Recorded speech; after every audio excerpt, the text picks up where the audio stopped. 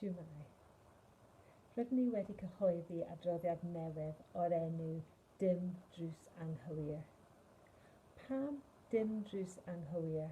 Wel, pan mae plant, phobl ifanc ac eu teuluoedd yn chwilio am help gyda phroblemau fel anableddau, iechyd meddwl, lles ac ymddygiad, weithiau maen nhw'n ffindio bod rhaid iddyn nhw cnoc ar mwy na un drws.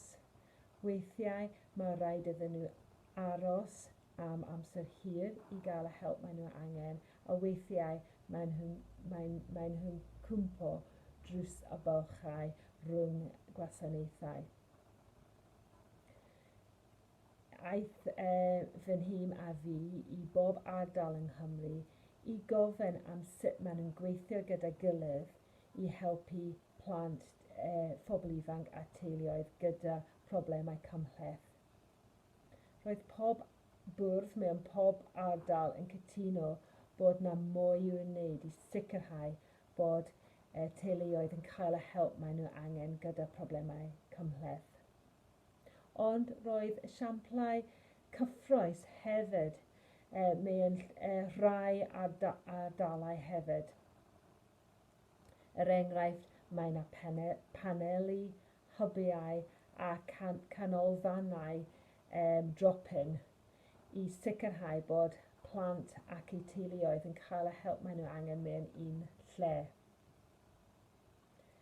Nawr, rydyn ni'n byw dros crisis mawr ar hyn o bryd, a rydyn ni eisiau weld pan rydyn ni'n wella o'r crisis, o'r coronavirus, rydyn ni angen weld gwasanaethau i mynd ymlaen ac i ddysgu hefyd o'r cyfnod yma.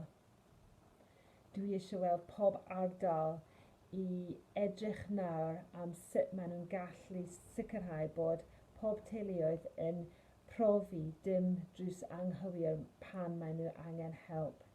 A dwi eisiau weld y Llywodraeth i helpu nhw i gwneud e. Edrychwch ar yr adroddiad i ddarllen mwy, a diolch am wrando.